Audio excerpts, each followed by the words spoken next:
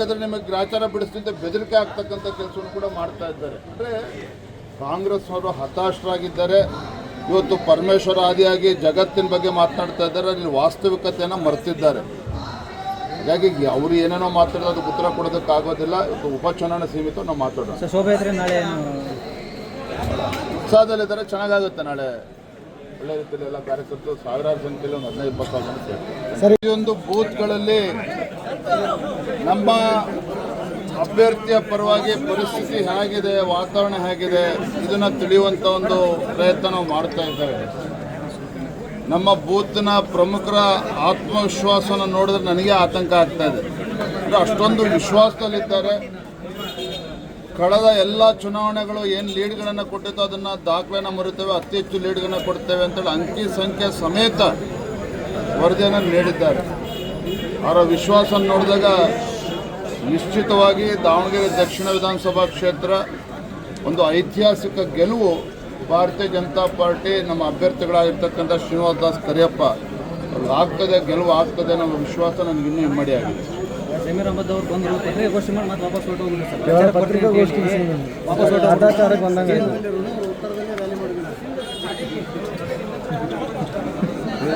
ನೀವು ಕಾಂಗ್ರೆಸ್ ಕಾರ್ಯಕರ್ತರು ಯಾವ ರೀತಿ ವಿಶ್ವಾಸ ಇದೆ, ಬಿಜೆಪಿಯ ಕಾರ್ಯಕರ್ತರು ಯಾವ ರೀತಿ ರಣೋತ್ಸಾಹ ಇದೆ,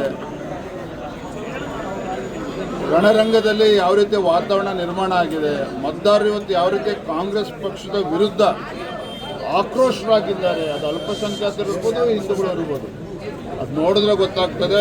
ಯಾರಿಗೂ ಕೂಡ ಕಾಂಗ್ರೆಸ್ ಪರವಾಗಿ ಮತಯಾಚನೆ ಮಾಡಬೇಕು ಅಂತ ಯಾರಿಗೂ ಕೂಡ ಧೈರ್ಯ ಬರೋದಕ್ಕೆ ಸಾಧ್ಯ ಇಲ್ಲ.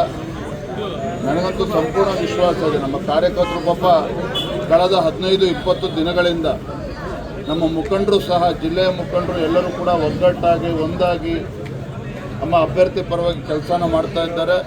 ಇವತ್ತು JDS ಅವರು ಕೂಡ, ನಮ್ಮ ಕುಮಾರಸ್ವಾಮಿ ಅವರು ಕೂಡ ಬಂದು ಬೆಂಬಲವನ್ನು ನೀಡಿರುವಂಥದ್ದು. ಹಂಗೆ ಖಂಡಿತ ಈ ಬಾರಿಯ ಗೆಲುವು ಭಾರತೀಯ ಜನತಾ ಪಾರ್ಟಿದು ಆಗ್ತದೆ. ಆ ವಿಶ್ವಾಸ ನನಗೆ ಸಂಪೂರ್ಣ ಆಗಿದೆ. ಪರಿಶಿಷ್ಟ ಜಾತಿಯವರು 24.1% ಬಿಜೆಪಿಯವರು ಸ್ವತಂತ್ರ ಮಾಡಿ ಹೊಡೆದಿದ್ದಾರೆ ಅಂತ ಆರೋಪ ಮಾಡಿದ್ದಾರೆ ಸಮಾಜದಲ್ಲಿ. ಈಗ ಪರಮೇಶ್ವರ್ ಆಗಲಿ, MB ಪಾಟೀಲ್ ಆಗಲಿ, ಮುಖ್ಯಮಂತ್ರಿಗಳಾಗಲಿ ದಾವಣಗೆರೆ ದಕ್ಷಿಣದಲ್ಲಿ ಮತ್ತು ಬಾಗಲಕೋಟೆನಲ್ಲಿ ಯಾಕೆ ಈ ರೀತಿ ಮತದಾರರು ದಂಗೆ ಎದ್ದಿದ್ದಾರೆ ಕಾಂಗ್ರೆಸ್ ಪಕ್ಷದ ವಿರುದ್ಧ?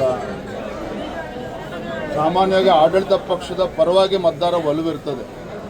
ನಾನು ನೋಡಿದಾಗ ಈ ರೀತಿ ಆಡಳಿತ ಪಕ್ಷದ ವಿರೋಧಿ ಅಲೆ ಏನಿವತ್ತು ದಾವಣಗೆರೆಯಲ್ಲೂ ಎದ್ದಿದೆ, ಬಾಗಲಕೋಟೆಯಲ್ಲೂ ಎದ್ದಿದೆ. ಸ್ವತಃ ಮುಖ್ಯಮಂತ್ರಿಗಳು ವಿಧಾನಸೌಧವನ್ನು ಮರೆತು 3ನೇ ಮಹಡಿಯನ್ನು ಕೂಡ ಮರೆತು ಮುಖ್ಯಮಂತ್ರಿಗಳ ಆದಿಯಾಗಿ ಸಚಿವ ಸಂಪುಟದ ಸದಸ್ಯರು ಇವತ್ತು ಟ್ರಕ್ಗಳಲ್ಲೇ ಬಂದು ಕೂತಿದ್ದಾರೆ ಅಂತ ಹೇಳಿದ್ರೆ ಎಷ್ಟು ಹತಾಶರಾಗಿದ್ದಾರೆ ಅನ್ನೋದು ನಿಮಗೆ ಗೊತ್ತಾಗ್ತದೆ. ನೆನ್ನೆ ಬಾಗಲಕೋಟೆನಲ್ಲಿ ಮೆಡಿಕಲ್ ಕಾಲೇಜ್ ಸ್ಟೂಡೆಂಟ್ಸ್ ಹಾಸ್ಟೆಲಿಗೆ ಹೋಗಿ ಏನು ಚರ್ಚೆ ಆಯ್ತು ಸರ್? ಆ ಟೇಬಲ್ಗಳು ನಮಗೆ ಕೊಡ್ತೀವಿ ಅಂತ ಎಲ್ಲರೂ ಒಪ್ಕೊಂಡಿದ್ದಾರೆ. ಎಲ್ಲ ಯಾಕಂದರೆ ನಿಮಗೆ ಗ್ರಾಚಾರ ಬಿಡಿಸ್ತಿದ್ದ ಬೆದರಿಕೆ ಆಗ್ತಕ್ಕಂಥ ಕೆಲಸವನ್ನು ಕೂಡ ಮಾಡ್ತಾ ಇದ್ದಾರೆ. ಅಂದರೆ ಕಾಂಗ್ರೆಸ್ ಅವರು ಹತಾಶರಾಗಿದ್ದಾರೆ. ಇವತ್ತು ಪರಮೇಶ್ವರ ಆದಿಯಾಗಿ ಜಗತ್ತಿನ ಬಗ್ಗೆ ಮಾತನಾಡ್ತಾ ಇದ್ದಾರೆ, ಅಲ್ಲಿ ವಾಸ್ತವಿಕತೆಯನ್ನು ಮರೆತಿದ್ದಾರೆ. ಹಾಗಾಗಿ ಅವರು ಏನೇನೋ ಮಾತಾಡೋದು ಅದಕ್ಕೆ ಉತ್ತರ ಕೊಡೋದಕ್ಕಾಗೋದಿಲ್ಲ. ಇವತ್ತು ಉಪಚುನಾವಣೆ ಸೀಮಿತ ನಾವು ಮಾತಾಡೋಣ. ನಾಳೆ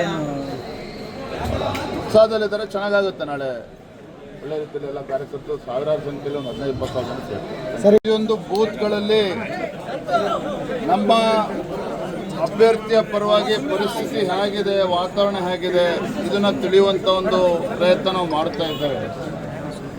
ನಮ್ಮ ಬೂತ್ನ ಪ್ರಮುಖರ ಆತ್ಮವಿಶ್ವಾಸನ ನೋಡಿದ್ರೆ ನನಗೆ ಆತಂಕ ಆಗ್ತಾ ಇದೆ. ಅಷ್ಟೊಂದು ವಿಶ್ವಾಸದಲ್ಲಿದ್ದಾರೆ. ಕಳೆದ ಎಲ್ಲ ಚುನಾವಣೆಗಳು ಏನು ಲೀಡ್ಗಳನ್ನು ಕೊಟ್ಟಿತ್ತು ಅದನ್ನು ದಾಖಲೆನ ಮರುತ್ತೇವೆ, ಅತಿ ಹೆಚ್ಚು ಲೀಡ್ಗಳನ್ನು ಕೊಡ್ತೇವೆ ಅಂತೇಳಿ ಅಂಕಿ ಸಂಖ್ಯೆ ಸಮೇತ ವರದಿಯನ್ನು ನೀಡಿದ್ದಾರೆ.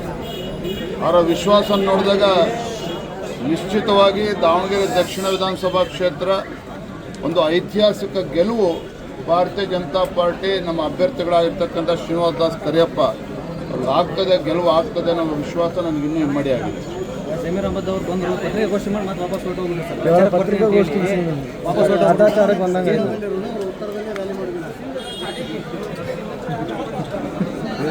ನೀವು ಕಾಂಗ್ರೆಸ್ ಕಾರ್ಯಕರ್ತರು ಯಾವ ರೀತಿ ವಿಶ್ವಾಸ ಇದೆ, ಬಿಜೆಪಿಯ ಕಾರ್ಯಕರ್ತರು ಯಾವ ರೀತಿ ರಣೋತ್ಸಾಹ ಇದೆ, ರಣರಂಗದಲ್ಲಿ ಯಾವ ರೀತಿ ವಾತಾವರಣ ನಿರ್ಮಾಣ ಆಗಿದೆ, ಮತದಾರರು ಇವತ್ತು ಯಾವ ರೀತಿ ಕಾಂಗ್ರೆಸ್ ಪಕ್ಷದ ವಿರುದ್ಧ ಆಕ್ರೋಶರಾಗಿದ್ದಾರೆ. ಅದು ಅಲ್ಪಸಂಖ್ಯಾತರು ಇರ್ಬೋದು, ಹಿಂದೂಗಳು ಇರ್ಬೋದು. ಅದು ನೋಡಿದ್ರೆ ಗೊತ್ತಾಗ್ತದೆ. ಯಾರಿಗೂ ಕೂಡ ಕಾಂಗ್ರೆಸ್ ಪರವಾಗಿ ಮತಯಾಚನೆ ಮಾಡಬೇಕು ಅಂತ ಯಾರಿಗೂ ಕೂಡ ಧೈರ್ಯ ಬರೋದಕ್ಕೆ ಸಾಧ್ಯ ಇಲ್ಲ. ನನಗಂತೂ ಸಂಪೂರ್ಣ ವಿಶ್ವಾಸ ಇದೆ. ನಮ್ಮ ಕಾರ್ಯಕರ್ತರು ಪಾಪ ಕಳೆದ 15-20 ದಿನಗಳಿಂದ ನಮ್ಮ ಮುಖಂಡರು ಸಹ, ಜಿಲ್ಲೆಯ ಮುಖಂಡರು ಎಲ್ಲರೂ ಕೂಡ ಒಗ್ಗಟ್ಟಾಗಿ ಒಂದಾಗಿ ನಮ್ಮ ಅಭ್ಯರ್ಥಿ ಪರವಾಗಿ ಕೆಲಸನ ಮಾಡ್ತಾ ಇದ್ದಾರೆ. ಇವತ್ತು JDS ಅವರು ಕೂಡ, ನಮ್ಮ ಕುಮಾರಸ್ವಾಮಿ ಅವರು ಕೂಡ ಬಂದು ಬೆಂಬಲವನ್ನು ನೀಡಿರುವಂಥದ್ದು. ನನಗೆ ಖಂಡಿತ ಈ ಬಾರಿಯ ಗೆಲುವು ಭಾರತೀಯ ಜನತಾ ಪಾರ್ಟಿದು ಆಗ್ತದೆ. ಆ ವಿಶ್ವಾಸ ನನಗೆ ಸಂಪೂರ್ಣ ಇದೆ. ಜಿ ಪರಮೇಶ್ವರ್ ಅವರು ಪರಿಶಿಷ್ಟ ಜಾತಿಯವರು 24.1% ಇದ್ದೀವಿ, ಬಿಜೆಪಿಯವರು ಸ್ವತಂತ್ರ ಮಾಡಿ ಹೊಡೆದಿದ್ದಾರೆ ಅಂತ ಆರೋಪ ಮಾಡಿದ್ದಾರೆ ಸರ್ ಸಮಾಜದಲ್ಲಿ. ಈಗ ಪರಮೇಶ್ವರ್ ಆಗಲಿ, MB ಪಾಟೀಲ್ ಆಗಲಿ, ಮುಖ್ಯಮಂತ್ರಿಗಳಾಗಲಿ, ದಾವಣಗೆರೆ ದಕ್ಷಿಣದಲ್ಲಿ ಮತ್ತು ಬಾಗಲಕೋಟೆನಲ್ಲಿ ಯಾಕೆ ಈ ರೀತಿ ಮತದಾರರು ದಂಗೆ ಎದ್ದಿದ್ದಾರೆ ಕಾಂಗ್ರೆಸ್ ಪಕ್ಷದ ವಿರುದ್ಧ? ಸಾಮಾನ್ಯವಾಗಿ ಆಡಳಿತ ಪಕ್ಷದ ಪರವಾಗಿ ಮತದಾರ ಒಲವಿರ್ತದೆ. ನಾನು ನೋಡಿದಾಗ ಈ ರೀತಿ ಆಡಳಿತ ಪಕ್ಷದ ವಿರೋಧಿ ಅಲೆ ಏನಿವತ್ತು ದಾವಣಗೆರೆನಲ್ಲೂ ಎದ್ದಿದೆ, ಬಾಗಲಕೋಟೆಯಲ್ಲೂ ಎದ್ದಿದೆ. ಸ್ವತಃ ಮುಖ್ಯಮಂತ್ರಿಗಳು ವಿಧಾನಸೌಧವನ್ನು ಮರೆತು 3ನೇ ಮಹಡಿಯನ್ನು ಕೂಡ ಮುರಿದು ಮುಖ್ಯಮಂತ್ರಿಗಳ ಆದಿಯಾಗಿ ಸಚಿವ ಸಂಪುಟದ ಸದಸ್ಯರು ಇವತ್ತು ಟ್ರಕ್ಗಳಲ್ಲೇ ಬಂದು ಕೂತಿದ್ದಾರೆ ಅಂತ ಹೇಳಿದ್ರೆ ಎಷ್ಟು ಹತಾಶರಾಗಿದ್ದಾರೆ ಅನ್ನೋದು ನಿಮಗೆ ಗೊತ್ತಾಗ್ತದೆ. ನಿನ್ನೆ ಬಾಗಲಕೋಟೆನಲ್ಲಿ ಮೆಡಿಕಲ್ ಕಾಲೇಜ್ ಸ್ಟೂಡೆಂಟ್ಸ್ ಹಾಸ್ಟೆಲಿಗೆ ಹೋಗಿ ಏನು ಚರ್ಚೆ ಆಯ್ತು ಸರ್? ಆ ಟೇಬಲ್ಗಳು ನಮಗೆ ಕೊಡ್ತೀವಿ ಅಂತ ಎಲ್ಲರೂ ಒಪ್ಕೊಂಡಿದ್ದಾರೆ ಎಲ್ಲ. ಹೆಚ್ಚಿನ ವಿಡಿಯೋಗಳಿಗೆ ಪ್ರತಿಧ್ವನಿ ಯೂಟ್ಯೂಬ್ ಚಾನೆಲ್ ಸಬ್ಸ್ಕ್ರೈಬ್ ಮಾಡಿ, ಬೆಲ್ ಐಕಾನ್ ಕ್ಲಿಕ್ ಮಾಡಿ.